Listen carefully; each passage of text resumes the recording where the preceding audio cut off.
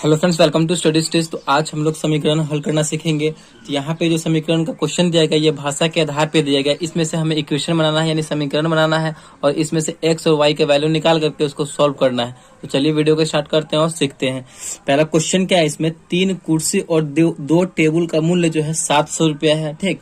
जबकि 5 कुर्सी और 3 टेबल का मूल्य 1100 रुपया है। तो 2 कुर्सी और 1 टेबल का मूल्य हमें निकालना है। तो ये भाषा के आधार पर दिया गया है। सबसे पहले इसमें से हम इक्वेशन बनाएंगे यानी समीकरण बनाएंगे। चलिए तो कुछ मान लेते हैं, कुर्सी को हम और टेबल को कुछ मान लेते हैं। तो यहाँ पे हम लोग इसे मान लेते हैं। तो माना कि एक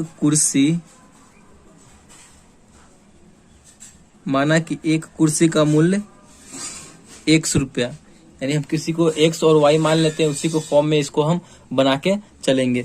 और यहाँ पे एक टेबल का बात किया गया है, तो एक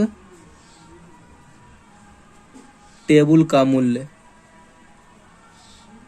तो एक टेबल का मूल्य मान लेते हैं वाई रुपया, ठीक।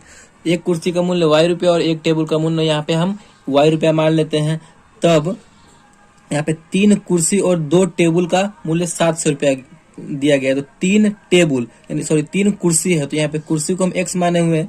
तो यहाँ पे हम 3 कुर्सी यानी 3x और दोनों को मिला करके 700 रुपया है, तो प्लस का यहाँ पे साइन देंगे क्योंकि दोनों को मिला करके यहाँ पे 700 रुपया है। 2 टेबल को y माने हुए हैं, तो 2y यानी 2y इक्वल टू 700, यानी हमारा ये पहला इक्वेशन बन गया, ठीक।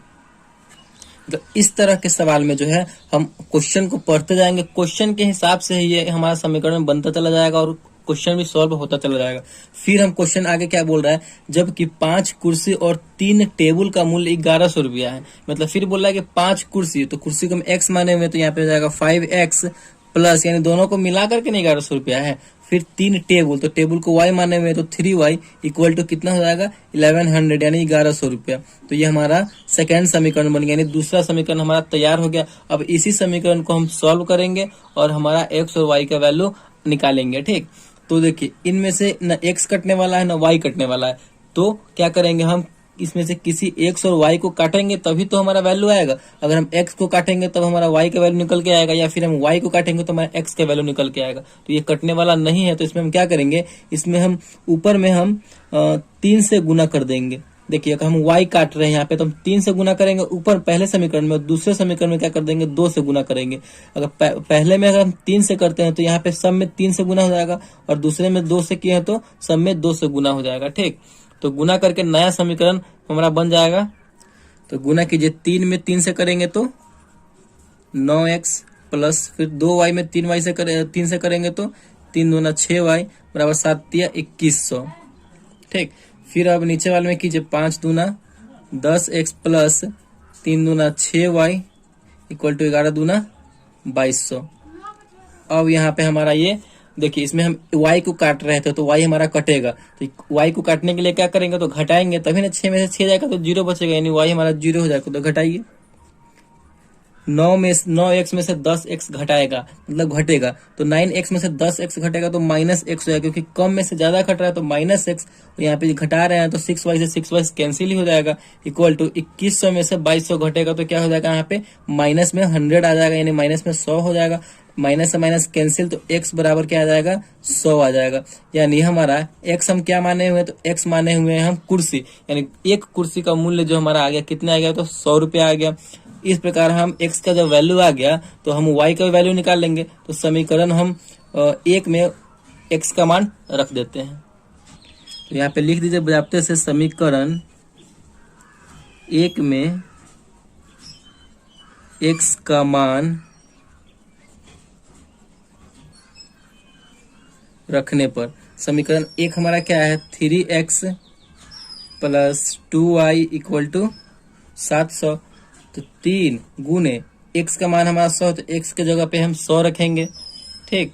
x के जगह पे हम 100 रखेंगे तो 100 प्लस 2y बराबर 700।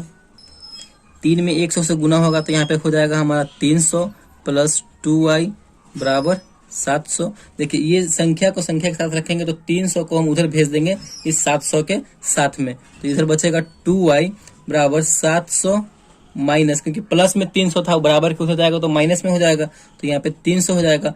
तो 2i बराबर 700 में से 300 जाएगा तो कितना बचेगा, 400 बचेगा। तो y बराबर क्या हो जाएगा, 400/2 हो जाएगा, क्योंकि 2 गुना में है y के, बराबर के उधर जाएगा तो भाग में हो जाएगा। तो यहाँ पे y का भी हमारा वैल्यू आ गया कितना, तो 200। यानी एक कुर्सी का मूल्य हम x माने हुए हैं कुर्सी को, तो एक कुर्सी का मूल्य 100 रुपया, और y माने हुए हैं टेबुल को, तो एक टेबुल का मूल्य 200 रुपया आ गया। तो अब हम क्वेश्चन को देखते हैं। तो लास्ट में क्वेश्चन क्या पूछ रहा है कि 2 कुर्सी और एक टेबुल का मूल्य हमें निकालना है। 2 कुर्सी यानी 2x क्या प्लस और एक टेबुल यानी y बराबर कितना रुपया होगा, तो x 2 और x का वैल्यू कितना आया हमारा, यानी कुर्सी का, एक कुर्सी का आया हुआ है 100 रुपया, तो 100 से गुना प्लस y का वैल्यू हमारा कितना आया हुआ है, तो y का वैल्यू हमारा आया हुआ है 200।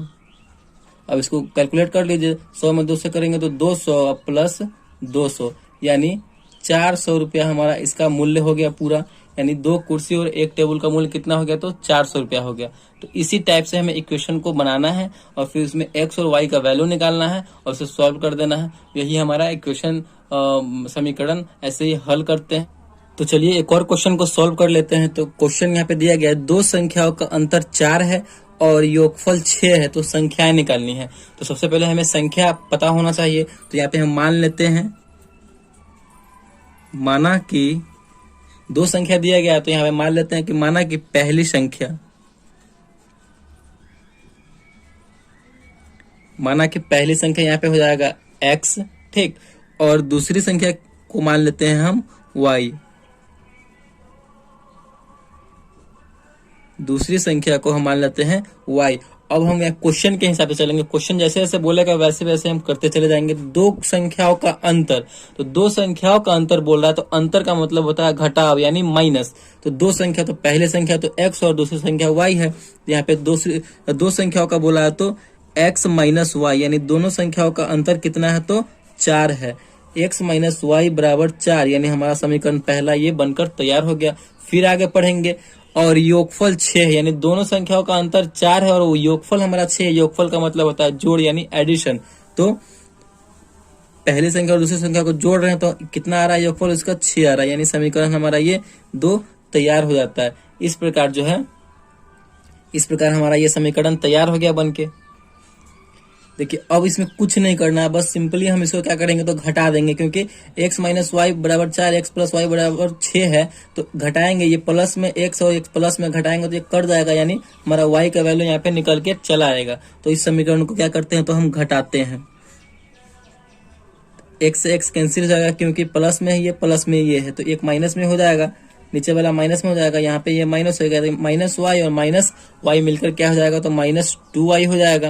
और इसको घटा रहे हैं तो 4 में से 6 जाएगा तो माइनस 2 हो जाएगा, क्योंकि कम में से ज्यादा घट रहा है, तो माइनस से माइनस यहाँ पे कैंसिल हो जाएगा, ठीक। तो क्या बचेगा यहाँ पे, y इक्वल टू 2/2 है, क्योंकि ये 2 गुना में लगा y के, तो बराबर को हो जाएगा तो भाग में हो गया, यानी y बराबर कितना निकल कर चला आया, तो 1 आ गया, ठीक। और y का जब वैल्यू आ गया, तो y का वैल्यू हम समीकरण 1 या 2 किसी में रखेंगे तो x का वैल्यू में निकल के चला आएगा। तो चलिए समीकरण 1 या 2 में, तो समीकरण यहाँ में हम 1 में ही रखते हैं। समीकरण 1 में